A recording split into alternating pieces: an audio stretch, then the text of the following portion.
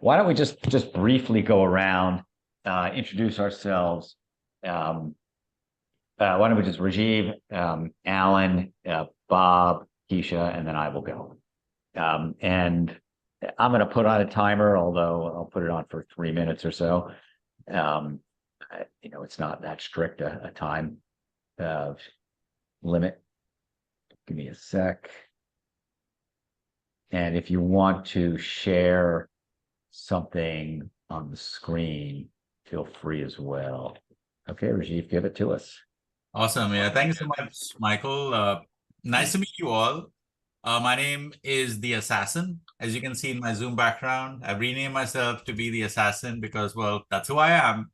And you might say, Assassin, do you kill people? No, I don't kill people, but I do kill your stress and I do kill your worry. Worry caused by scandal, worry caused by a fugly website, worry caused by being invisible on Google, worry caused by having having the bad message for the wrong audience, that kind of worry. So I can solve all of that. Of course, the core aspect of what I assassinate is assassinating scandal from Google.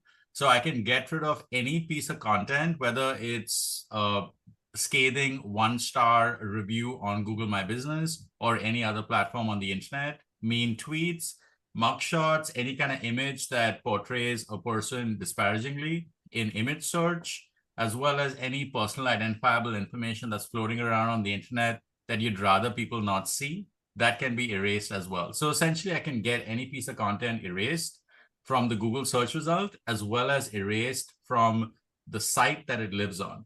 So now you might ask me, like, why do you do this? Why can't you just let it be? Well, because when you have these things floating around, people see this on Google and make a snap judgment and then immediately think the worst of you.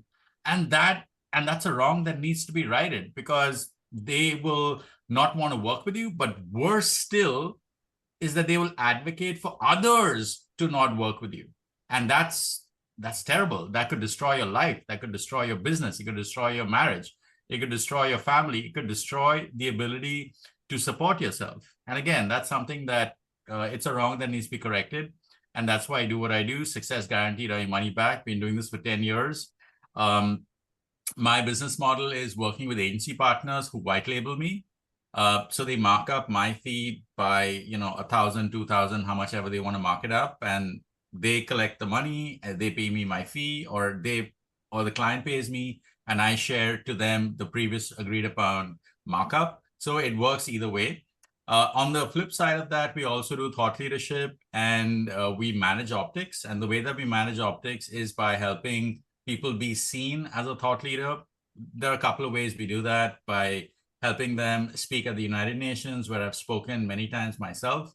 And I will say, case in point, when I spoke at the United Nations for the first time in 2020, I spoke at the World Homelessness Summit, Solving Homelessness. The country of Malawi heard my speech. And after that, they demanded that I help them solve child homelessness in Malawi. So my tiny investment of $15,000 converted to a $250,000 deal with the government of Malawi. So it just goes to show that speaking at the right places can actually have the right impact, but more so get paid in the process and level up your business several times and start operating on a totally different level. So if you'd like to speak at the UN, send me a text. My text is in the Zoom description, and I will also put it in the chat. And connect with me on LinkedIn. Back to you, Michael. Right. Thank you so much. Yeah. I would maybe someday you could do a presentation on that UN program. I know it's a $15,000 investment, right? No. So I paid $15,000, but depending on which event that's running at the UN, it varies from like either 5,000 to 10,000. Typically. Yeah, and so it depends on if you're a keynote speaker or a panelist. So if you're a panelist, you're speaking for like 3 to 4 minutes, and that's 5K. And if you're a keynote speaker, you're speaking for about 7 to 12 minutes, and that's usually like 10,000. So, and also it also depends on the significance of the event. So if you're speaking at the World Economic Forum, obviously it's going to be a whole lot more, or the G3 Summit or whatever, anything like that is going to be more. Also, if you want to be speaking on Capitol Hill, in Washington, D.C., that's going to be a little bit more as well. So we're able to do that, as well as provide high-level introductions to people. Like, for example, if you want to meet like the foreign minister of Ghana or Canada or Mexico or Spain or wherever, we can kind of make that happen. Of course, that has a fee as well to make that meeting happen. So where does this money go? I mean, is it for the agency? Does it help fund some UN programs? What's the money? Yeah, Where does the money so go? as far as the introductions to the high-level diplomats, yeah, those goes to me, my partners, and all the partners that they use in the supply chain to make that meeting happen. So, Right. because obviously it's like, we need to make like a compelling case for them to want to meet with you. That's one Right. part of it. But then also we have to incentivize the people around them to want to make that happen as well. So part of the money like goes there too. So that's as far as the arranging the meetings. And as far as the speaking at the UN part, that part is basically because speaking at the UN is pretty expensive. They've got very high operating costs. So the money actually goes to fund the room booking, the technology, the Zoom, the mic, the sound, like all that stuff adds up, and it actually is quite a hefty bill. And all this, they're usually asking for all of this upfront. So it's not like you pay me later type deal. There's no layaway plan. So it's something that you got to pay out of pocket immediately. Super. Okay. Thank you so much. We'll learn more about it at another time. Alan, you're Yeah, up. hi. Thank you, Michael, and Bob and Kiesha. It's very nice to meet you. Intimate group today, which is nice. So I am Alan Winnikoff. My firm is Sales and Winnikoff Communications, celebrating amazingly our 20th year. We are a public relations firm. We started as a PR. Thank you. We started as a PR firm, but over the years we've evolved our business, as I think most companies like mine have. And we are now at least half our business is social media and other digital marketing. And we found out a long time ago that you can be most effective when looking for new business opportunities by being able to offer the broadest possible scope of services. But we don't do everything, right? So when I come to these meetings, I'm always looking to meet fellow marketing professionals, because if somebody says to me, yeah, I could use PR, I could use social media, but I also need a designer. Well, I'm not a designer, but I have a team of trusted third-party partners that I can bring in. So whether it's a designer or an SEO specialist or video content company, these are the kinds of people I'm looking to meet through TRN. And I'm looking to potentially, when the opportunity arises, bring in these partners for new business presentations, and hopefully then we can work together on a potential new client. And they're never white labeled. We always just introduce everybody as part of the team. And the one thing we all have in common, though, I think because we're all marketing professionals, is that we all at least consider ourselves, and hopefully we are, as branding and positioning experts, right? We all drill down to what is your brand DNA, what is your messaging, and how do you view yourself. And it's very interesting because we work with a lot of entrepreneurs and startups. And the first question I ask people is, when they come to us with a new business, what do you do?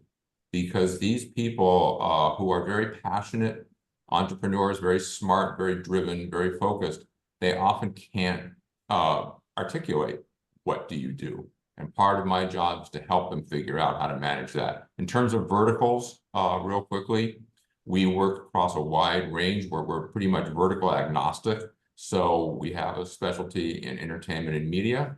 We also have several lawyers who we work with, nonprofits, other corporate clients, soft technology. So it's really quite broad. And we're always interested in looking at other new businesses, because if it's not something we've done before, we know how to figure it out. I always say, when you sign a new client in a business you're not totally comfortable with, it's like taking a graduate course, because you got to get up to speed super fast. And that's something we're very good at. So if you're interested in possibly partnering, let me know and we'd love to talk to you. Thank you so much, Alan. All right. Did I say Kiesha or Bob first? I can't remember. Oh, you said Bob.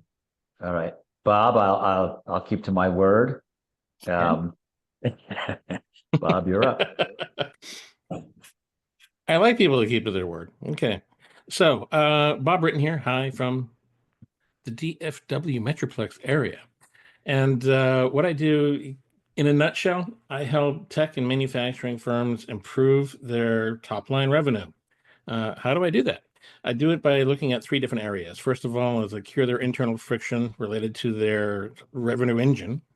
The second thing I do is I really help them increase their customer centricity. So they're not looking internally, but they're looking outward at the customer. The third thing I do is I actually work with all of their customer facing teams, regardless of who they are, to make sure that they're communicating with the customers correctly. That's me in a nutshell. Now, what's interesting is that as a management consultant, I do run across some very interesting problems, and they are continuously changing. Rajiv, we were on this call yesterday, and Gene was talking about the some of the stuff that she was laying out there about it being numbers based, and all activities, number. That is not the direction things are moving, just so you know. Things are not what worked for us back in the 80s and 90s and early 2000s is not going to work for us moving forward. And we really need to take a look at what is changing, how it's changing, and what can we do to actually adapt to it. The biggest change that has happened is information. Information used to be the power card. And the reason that companies existed is they had more information than the typical consumer. Now, with these things, we have the world in our fingertips. Okay, all of the information that we need is pretty much right there. We can actually build solutions for ourselves. And so now when we come across companies and we wish to sell our wares, we find out, gee, they're already most of the way through a solution already. So what we're encountering now is no longer people that need our help solving a problem. We're now encountering people that are looking for validation that the problem that they've actually put together is correct. Entirely different approach as to how we're going to interact with these people. So that's what I do, is I help companies actually understand this, understand what the changes are, understand how the structure of companies really need to change from a revenue standpoint, so that they can work correctly with today's buyers. That's me in a nutshell. Oh, Under 3 minutes. There you go. Under 3 minutes, exactly. All right. And now, did I get your names pronounce it wrong? Is it Kiesha? Kiesha. Kiesha. All right. Yeah. Easy enough. Go for it. Yes. I don't think I've ever had 3 minutes. So Kiesha, my business is Loyalty Centric. So we help businesses, agencies, coaches, and consultants stand out online to win more attention and loyalty. And we do that with primarily with video. So most people are asking for the animated video. The difference with our animated video is that it's hyper customized. And so a lot of our clients will ask for characters that look like them as the business owner, or they might ask for characters that specifically look like their target audience, where we'll customize those characters that look very similar to them. We'll also do backgrounds that are customized as well. I do have a couple people that just work online that they do it relative to maybe what their space looks like, where they do Zoom calls. But then I also have the brick and mortars where we will replicate a scene from, a room in their office or their brick and mortar as well. We also do customized like jingles or the background music. So you can get stock music or you can get customized, where every time somebody hears it, they associate with your brand. So we do that. We do other types of video too. We also do, because we're video based, we help with social media, but primarily YouTube and LinkedIn. I'm a top voice on LinkedIn, so I'm a big proponent of really having presence on LinkedIn and growing that way. So that's really about it as far as what we do. So tell us a little bit more about the animation. How much of your work is animation versus whatever other sort of talking heads or whatever? It's probably at least 85% animation, because people want to do that to stand out, and mixing the animated videos in with your other talking head videos actually takes it to a whole nother level as far as getting attention and drawing those leads in. So most of my clients are getting the animated videos, and they're using them on social media, but also on their landing page of the website. I have somebody who actually uses it for email marketing. I have a few that use it for their Zoom background in the Zoom waiting room. And then I have some that use it kind of like the modern one pager, if you will. So when someone says, hey, we met at a networking event, can you send me a one pager so I can refer you, or so that I have the information, they send the video versus sending the PDF. Kiesha, are you familiar with the group Go Brunch? I'm not. So what they do is they build animated meeting rooms. And they give you all the tools you need to build your own animated meeting room according to however it is that you want it to look. Okay. So maybe a competitor, or maybe you can even use their services as a way to build a different, unique room. I don't know, but it's What's the pretty name of the interesting. company again? It's called Go Brunch, Go Brunch. GOBRUNCH, and it's really fascinating. I know a couple of the folks that are over there. I'm toying with the idea of actually creating in unique meeting spaces for clients, just to kind of break up what we're doing right now, right? Right. So it's check it out. It's kind of interesting. I'll send you a link if I can find it here. Put a link in the Yeah, that sounds in the cool. chat. By the way, everyone should drop their contact information in the chat, and I'll encourage folks to download it at the end, so that we all have each other's information. I will give myself 3 minutes. So besides running this networking group, my core business is called Software Development Resources, and I am an independent rep for about a dozen software development teams. My job is to match the need with the client's need with the development team on a number of dimensions. Obviously, there's the technology, the application, right? Is this a website? Is this an e-commerce site? Is this a mobile application? Is this some sort of back-end custom system? Is this a system that is talking to machines? That sort of thing. And then budget is another factor, right? Are you comfortable using offshore resources, or do you prefer like a dual shore team that's got their primary principals are here in the States, the owners, the managers, the client-facing people, but most of the developers are offshore, or do you want a domestic team? And obviously, all of those factors play into how much it's going to cost and what the dynamic will be. For my teams, I usually, bring the job in and help them close it, understand what the client needs, and then bring it to a close, and then they usually take it from there to get the job started and running, etc. And I just take a commission. So I'm a commission-based sales guy. My approach is very consultative with the clients because I want to, bring on the team that's really best suited for them. I'll give you a quick example. We just pitched something last night to a company that makes systems for tracking offenders. Those are legal offenders, so people who are on parole. So you've heard about the ankle bracelets. Well, there's software behind that, right? If somebody leaves the perimeter of where they're supposed to be, parole officer is going to get an alert. Or if they have a restraining order, they can't be anywhere in this neighborhood near somebody that they potentially threatened. If they do go into that area, an alert will go off. So their system is it's about 10 years old and needs major upgrading. And we're talking to them about how we can help them do that, starting with the UX. So what is the user experience? There are 5 or 6 different types of users. Where do they spend most of their time? How can we make it easier for them to do their job? And so I brought on a team that is very UX and UI focused. That's where they come from. That's their bread and butter. And they're a dual shore team with resources based in Uruguay. So they're more like an $80 an hour resource, as opposed to the US, which would be about $150 an hour.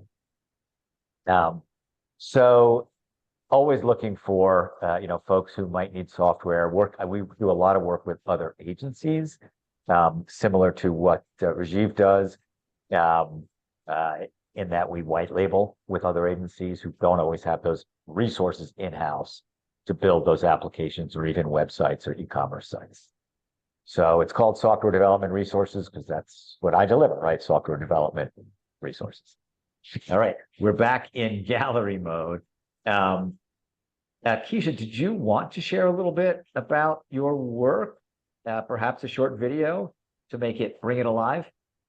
Sure. Let's see here. So I'll share one I just finished for a client. This gentleman is he's a leadership coach. He coaches teams. He wanted something unique that kind of made him stand out as he's continuing to scale his business. He used to be a pro golfer, so we kind of combined his personal brand with his professional brand. So I'll play that one. Yeah, make sure that you share the audio too. That's an option. Yeah, let me do that. Okay. Let's see. Uh-oh, it's asking me. You should have access. Put in a password. So that's for your video. Zoom's asking me for a password. Zoom's asking me to put in a password. Yeah, that's Hold weird, on. right? Oh, multiple advanced sharing options. All participants who can start sharing. One participant can share at a time. I'll change it to multiple participants can share time simultaneously. Does that change anything? Let's see. I'm not even sure. No. Oh, there you go. Oh, well, I guess there we go. Now let me go to the video so that it will. We see a video. We see a green video screen. Okay. With a minute 16 on it, supposedly. 68% of entrepreneurs and leaders are feeling symptoms of burnout. Transform your business culture. Prevent burnout and better engage your people by leading yourself first. Life is similar to golf. Sometimes you get bad breaks from good shots and sometimes good breaks from bad shots. Either way, you must play it where it lies. Bad breaks throw managers off track, while leaders turn bad breaks into opportunities. Leaders create respect and trust, relationships, and results that build resilience in teams. That's where I come in. I'm Ryan, pro golfer turned leadership coach that helps businesses like yours thrive. We build strategy, alignment, and trust so that both you and your team turn obstacles into opportunities.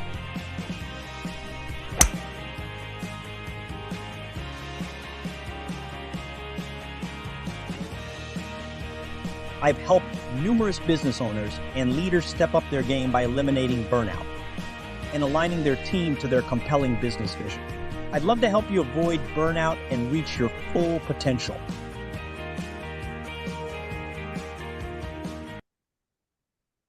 Cool. Can you tell us how much something like that costs? So one video is 3,000. I do have a package that a lot of people get where you can get up to 5 videos for 8,000, which saves you a lot per video if you're getting the package. And they're typically like a minute and a half. Most people's are about a minute. His is a little bit longer. But most people's are usually between 45 seconds and a minute. Cool. What is the creative process there, Kiesha, in terms of writing the script? I mean, is it a collaborative effort with the client, or do you interview him and then take the script back to him? How does that normally work? It's collaborative, so we'll have kind of a strategy call where we'll understand, or I'll seek to understand what their overall goals are for the company as well as for the video, their target audience, what they're trying to get across, what they feel like they're missing in their current online presence and their current content. So we'll kind of go through a strategy session, if you will. So in my previous life, and I think, Bob, you were talking about customer centricity. I helped Best Buy with their customer centricity strategies, as well as customer strategies with Gap. And so I kind of have that lens when I go into helping to create videos. Most of my clients don't give me a script, and so the script will come from that. We will co-collaborate around that. And then I will create the initial draft for them and send it to them. And based off the feedback, we'll do revisions based off their feedback. And that may happen a couple of times, different revisions, and then finalize it with the voiceover if they wanted background music. I think that it's impressive and that your price point is very competitive. So I think you're on the right track. I mean, the animation makes it affordable, right? Thank you. Yeah. Once you start getting live and lighting and traveling and all that stuff, it gets expensive. So Rajiv, does anybody have a topic they want to delve into? Yeah. As a part of the discussion. Yeah, I think like one thing that I think everyone could sort of help with, because it's an evolving thing, is, like something like landing page optimization. So like that is just, that alone has like so many different aspects to it. One part is design, another part is message, so it's like, if you just look at just those two components, what are some best practices that we could potentially use? And also InDesign is also color. So somebody told me a while ago that if you're building a SaaS landing page, you should ideally have it on a stark white background and have like a minimalist approach, because most SaaS buyers don't like too much color, and they just like, black and white, or black, white, and purple, or something like that. So again, if we can kind of talk through some, best practices, because I know these things keep evolving, year on year, as well as, like trends change as well when it comes to color also. Like I noticed, for example, on Monday's website, right at the top above the fold is just text. They don't even have an image there. So we seem to be kind of going towards like more minimalist approach in design language and design thinking. So I would love to know from the room as to what everyone is seeing, and also if they're aware of any best practices there. Okay, that's definitely a topic that we could discuss. I'm not sure if we have necessarily the deepest expertise around the table, but not saying that we don't. There could be something hidden among the five of us. Anybody else want to bring up a topic so we have some time? I just want to make sure that we don't all focus on one topic if there's others out there. Alan, I see you shaking your head, but nothing coming to mind. No, Bob, I'm just Kiesha. Yeah, there's like dozens of things I could talk about. I just don't know which one is more relevant here. Well, we're a marketing services group. You have a sense for what each of us does, customer problems, issues. How about what marketing is going to look like in about 5 years? All right. Kiesha, anything? Well, yeah, I think that as we continue to go forward, marketing will become more, I'll call it interactive and immersive, right? So is that addressing Bob's question? Or is this another topic? Oh, yeah. I thought we were talking. Yeah, we could. Any other topic? I mean, we'll get into these, but do you have any other topic that you want to discuss? I don't think I have another topic. All right, cool. So why don't we, I don't know, dedicate like 5 to 7 minutes, or we have 22 minutes. We could do 10 minutes to each of these topics, or until we burn through. So we'll start with Rajiv. So you wanted to talk about landing page design. Does anybody have any recent experience building landing pages either for themselves or for their clients? I mean, we do it, but yeah, I was going to say, I'm actually I have a partner that wants to work with me. He's given me a landing page that he built for me on his site. So it's going to be like 2 landing pages in one. You get the first one is me talking about the company I'm working with, and then I HTML in right below that landing page for that other company, so that they can go in there, they can scroll it, they can fill out a form, and then it's all tracked back to me so I can get some commission off of it. So, but the thing about landing pages, as I understand it, is to keep them on the page. Please don't send them elsewhere. So not a whole lot of hyperlinking off of that thing, and make sure that the call to actions are extremely simple and easy to follow, because they can get a lot more detail when they actually get start to click into the topic. But really, just follow ADA. Grab their attention, give them some, make sure they're interested in what you're doing, help them make a decision, and then give them the real easy action step to follow. So that's my 2 cents. So easy call to action should be simple, grab attention with an easy call to action. You said you're getting a landing page built for somebody you're representing or somebody you're referring business to? It's a partner. So it's landing page on a landing page, I guess is the best way to describe it. So it'll be, RGS partners. I got to come up with the logo. This is RGS partners. A quick video of myself introducing the service, which is it will be a booth magnet for trade shows. So a booth magnet talking about the problems that they have, why I recommend this particular company. Check it out, it's right below. And then they go to that landing page that they have for me. It's my landing page on their website. So when you say a booth magnet, are you talking about a physical magnet that goes on a booth, or No, something that draws no. people to a booth? Something that draws people to a booth. Okay. So, because most of the time, the people that come by your booth are neither decision makers nor buyers. So, so how do you get those kinds of people to your booth? And that's what they specialize in. Oh, cool. So that's interesting. Yeah. So you've got a sort of partner landing page on their website that once somebody lands there, if they buy, you get a commission. You got it. Okay. So it's like it's sort of like an affiliate program, but it includes a landing page. Correct. Very cool. That's interesting. I've never heard of that application before. Anybody else hear something like that? It's interesting. Rajiv, you were talking about, are you currently building a landing page or having one built for you or building it for others?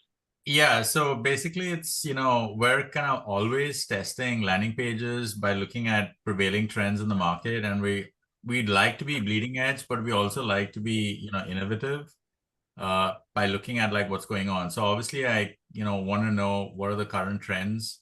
Like, does Monday have it right? I mean, I know that Monday and ClickUp seem to be sort of like pretty aligned in their approach. Yes, ClickUp is super colorful compared to Monday, but it also shares many similarities with like the white background and stuff. And also more kind of like text and image, but they like Monday certainly seems to be like more text-based, or it appears to be that way at the moment. Previously, it wasn't the case. Previously, it was more visually driven, with more visuals like pictures and text as well. But now it seems to be slightly more text oriented. So I don't know if that's because they feel that, when you have like one arresting headline, that is sufficient for a visitor to get the message quicker, as opposed to looking at a picture and then understanding what the picture means. So, I mean, Michael, I mean, I know that you do this kind of work as well. So do you have any insight on this? So, we don't design landing pages. We will build them.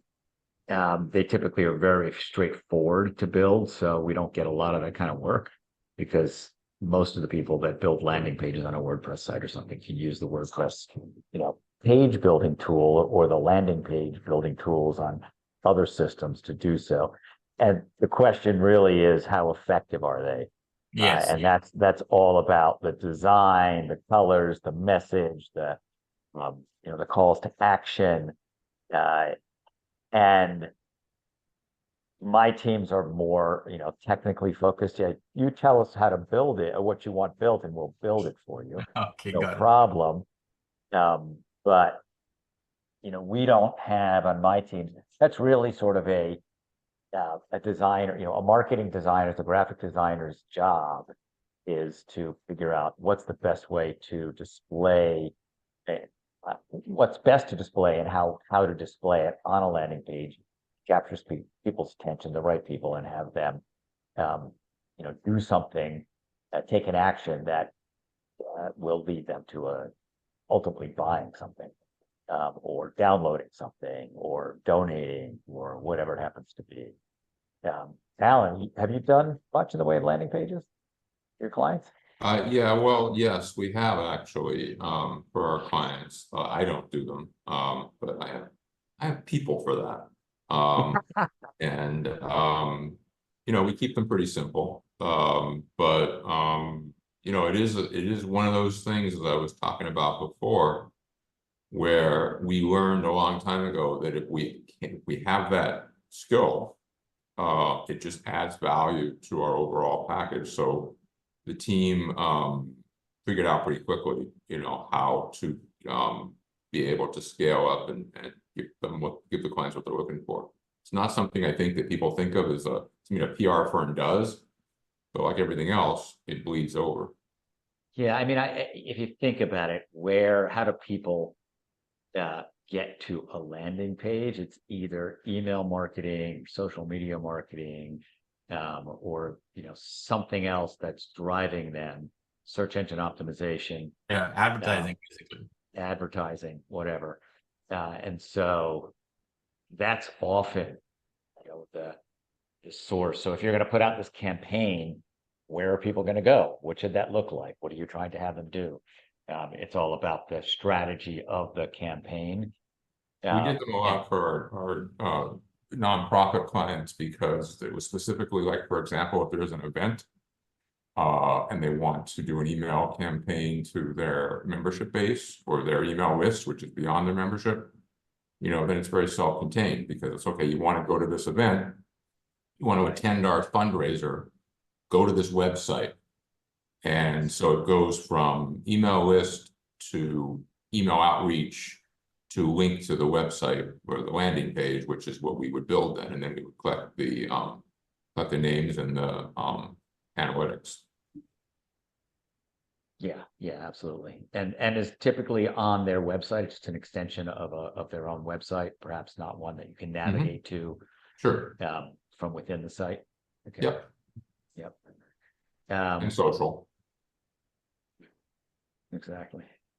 Kiesha, any additions, thoughts, experience in that space? No, I mean, we don't do websites and landing pages. Obviously, we provide video content for it just because it increases the conversion. It can help with the SEO piece. Very cool. Rajiv, was there anything else you wanted to sort of dig into with this topic? Yeah, like essentially about messaging. So inside messaging, are there any prevailing trends as far as does it, is it best to kind of keep the person in pain, like go with like a pain approach?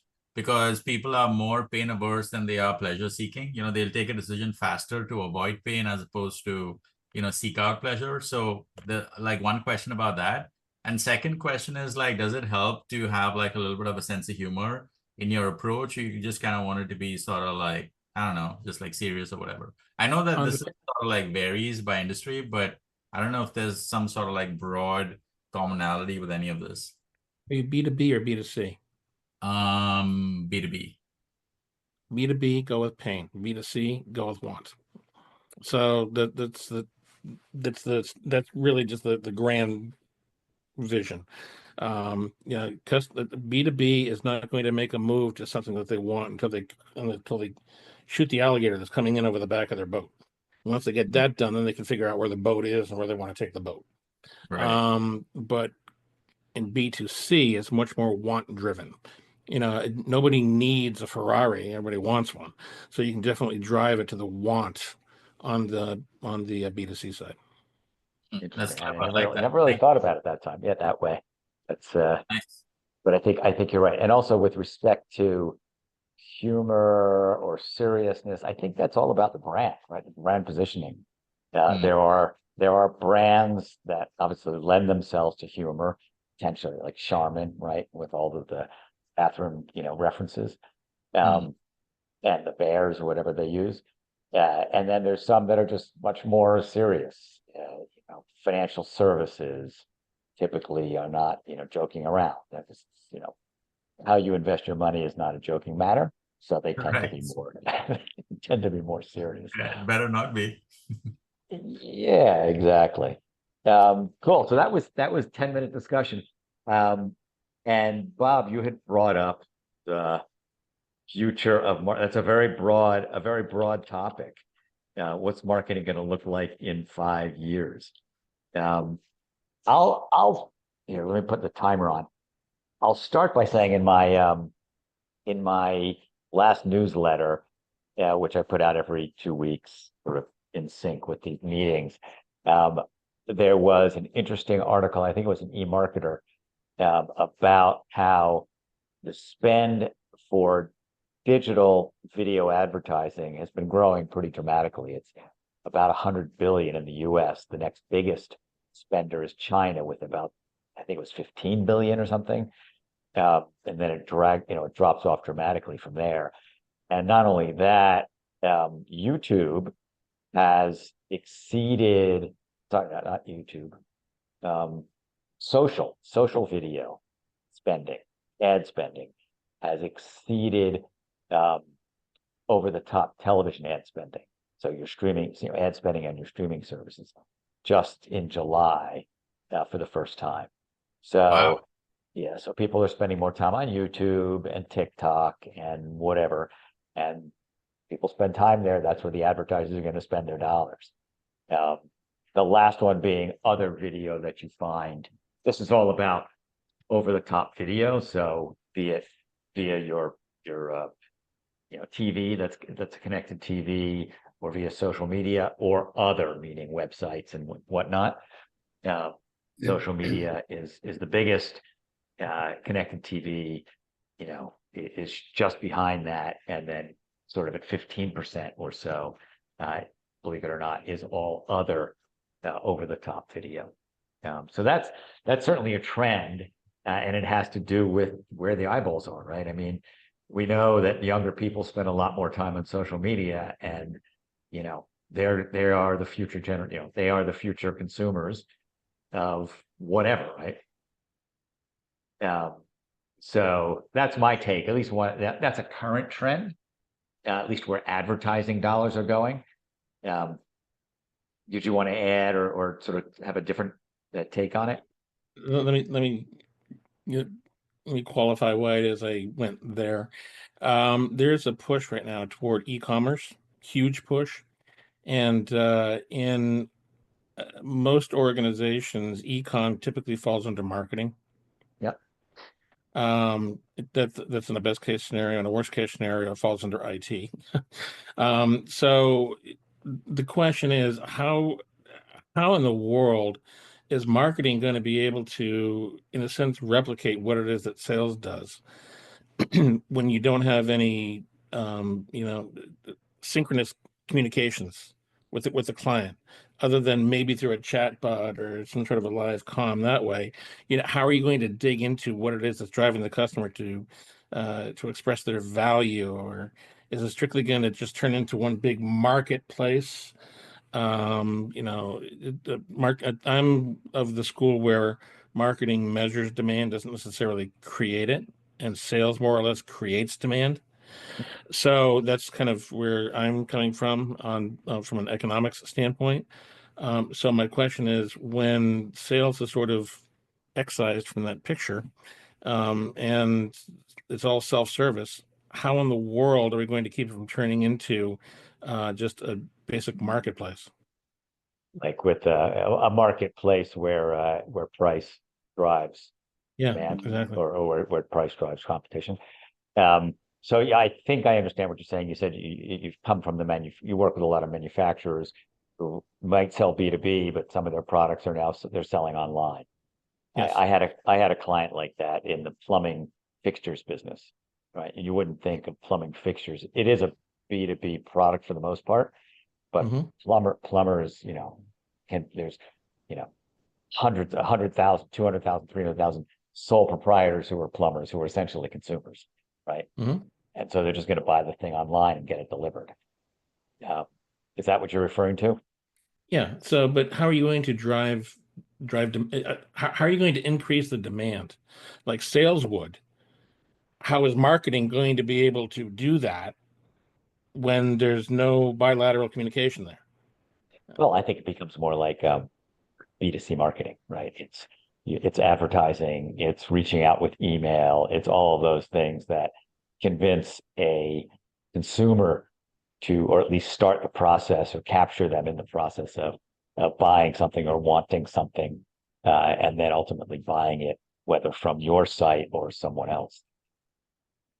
Alan, you're gonna. I think that what we're learning is, I mean, coming at it from a old school PR perspective, PR was never thought of as, you know, first of all, it wasn't thought of as an ROI driver, and secondly, it was impossible to track ROI.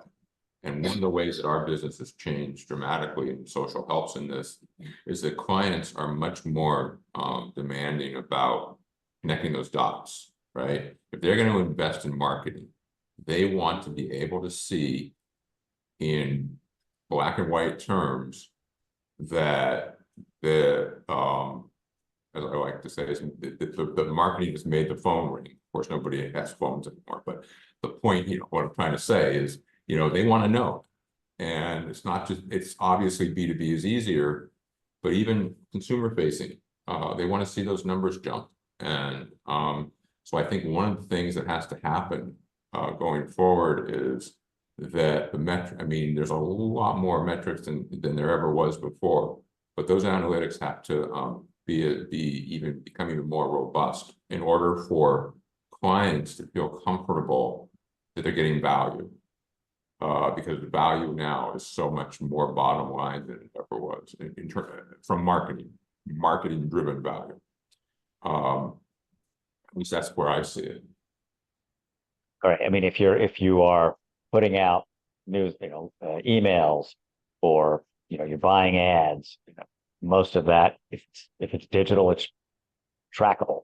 So you can certainly see where your results are coming from, and if you can track it all the way down to the purchase, that's what makes e-commerce in many respects go beautiful from the seller's perspective.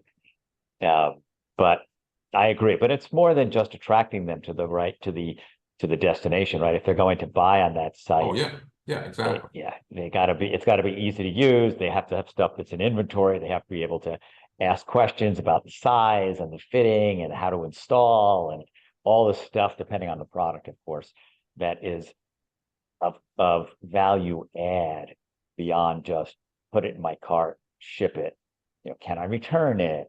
What if it's damaged? What's my return policy? Can I maintain a credit account with the vendor? Right? All of those things still play a role. Sales is not as involved because you're talking about more like a B2C, right? It's more marketing. Well, yeah, and it used to be, not that long ago, the click-throughs, people wanted to count clicks, but clicks don't really mean anything, right? Because it's not driving revenue necessarily, or you don't know if it is.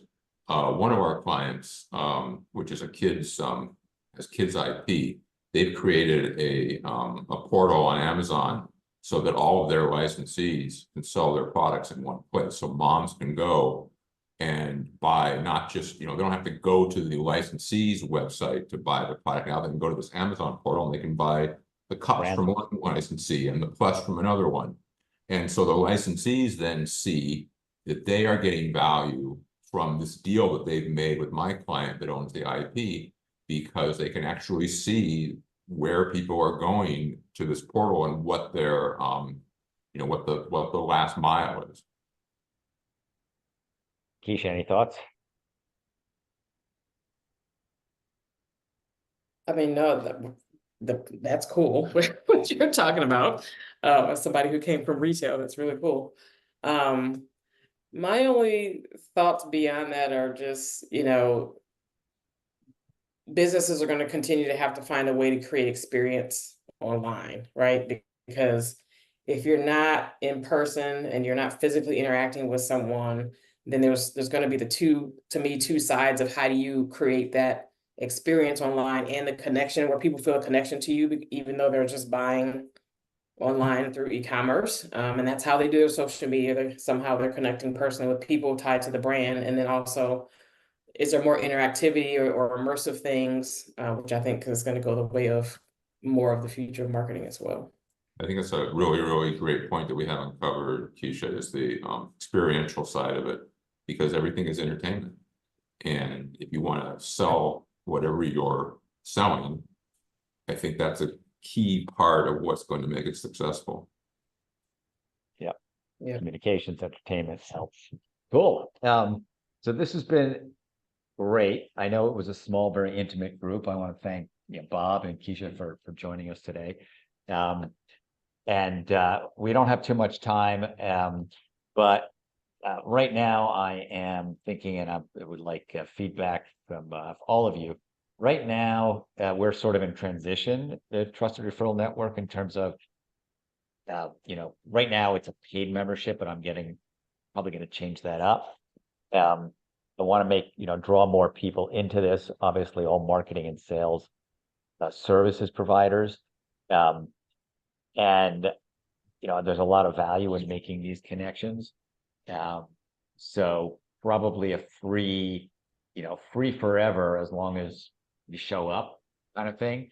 And then maybe a value add to be part of a subchapter, which would be category exclusive, meaning, Bob, you would be the only, revenue generation focused consultant, and Alan would be the only PR person within that chapter. Probably further down the road. So the first two tiers would be, you can show up, and if you're invited by a member, you can come in for free, you get the code. Otherwise, it's like $10 to show up. Once you become a member, you get your listing on your website. It's free, but in order to maintain your membership, you do have to show up. You do have to be part of, get involved. That's sort of where my thinking is now. Any thoughts, feedback? I think you're you're on the right track. Yeah, I think it's fine. The question is, how do we actually get more? And this is a bad example, I know. There's only 4 of us that really showed up, including you, Michael. But how do we increase the reach? That's what I'm trying to think of here. Yep. And I think that's great. I mean, so not only showing up, but also bringing guests. That's another key. So those, I think, will be the 2 keys to maintaining your membership. Would be, you get your listing, you can come for free, but you have to show up and you have to bring other people. Yeah. I think I'm going to simplify it down to just those things. Cool. Well, listen, thank you so much. It is top of the hour here in Paris. It is, I don't know what time is it, 6 p.m. But my day doesn't end until, I don't know, something like 10 p.m. tonight.